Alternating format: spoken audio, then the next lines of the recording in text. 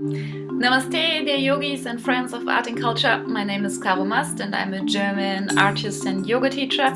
And today I'm going to tell you something about Shiva, which you can find behind me on both paintings, which I did for an exhibition in Germany. So, who's Shiva?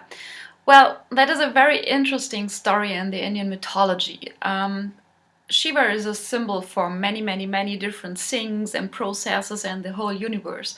First, we know him as a god for all the yogis, and that means Shiva is sitting in his cave on the holy mountain Kailash in the Himalaya, where all the yogis go and receive his ancient knowledge, the Shastras, about the yogic techniques and all the knowledge and mysteries and things which a rishi should know. So that is one thing. But as well, we know Shiva as a musician or as a dancer as well, and that is a small thing which symbolizes the drum. The drum, which he has in his hands, or it's close to him always, means that that with music, the whole processes and universe can be balanced, and that is an aspect which I personal as an artist like very much. Well, and there is a lot of other meanings. For example, the weapons like the harpoon, which you can see in the Shiva painting. And this symbolizes that Shiva is also the god for the hunters and the fishermen, for example, as well. And also for the animals. So normally you find a lot of animals around Shiva. In my picture you only find the snake and the tiger. I will start with the tiger. The tiger is, well, the symbol for like that Shiva is beating all aggression and is like he's free from all that. So that is why he's always connected with that animal. And there's sometimes a bull, the Nandi, but this you cannot find in my pictures. But what you can see are the two snakes. One is in Shiva's hair and the other one is around his neck. And this is a very interesting story for me personal. So I will start with the snake in his hair that symbolizes the river Ganges, the holy river. And the history tells that there was a big float which came from heaven and wanted to come down on the earth and to float the whole world, or at least whole India.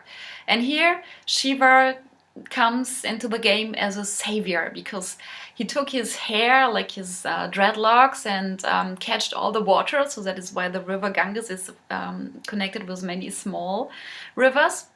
And that means that he protected the whole world, the whole mankind, from this big float. And the other story is a small snake around his throat, which means that Shiva is the savior as well for the mankind, because he took the poison of that snake, put all the poison over the universe. So Shiva took the poison and kept it in his throat. That means he's like in the situation that he cannot gulp it down, otherwise he would be dead, and the whole universe as well. That is a story that is behind him. And also this has something to do with the blue color of the Shiva. Well, and there is another thing.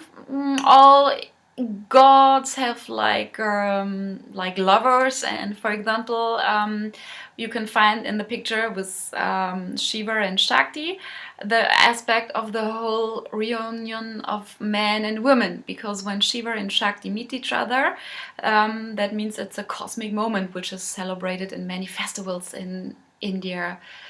Very well and very obsessive.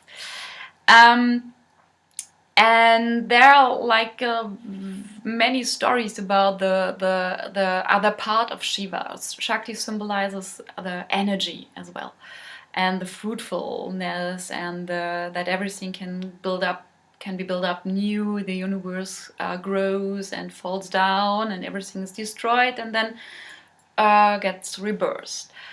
And there are other names for his women, Uma or Parvati or Kali as well. But this energy with Shakti is a very special one because they're always connected very intensively, and that is a very special moment in the Indian history. And if you are like now curious about more Shiva stories, you can come with me to a trip to India, and you can come with me to Himalaya and to do a trekking, to do a retreat with yoga and a lot of meditation and visiting some ancient places for meditation and culture, like the Taj Mahal and the Red Fort in Agra and many other places. And if you like to come to our journey, so you can find all informations on my website on www.karomast.de, Travel India.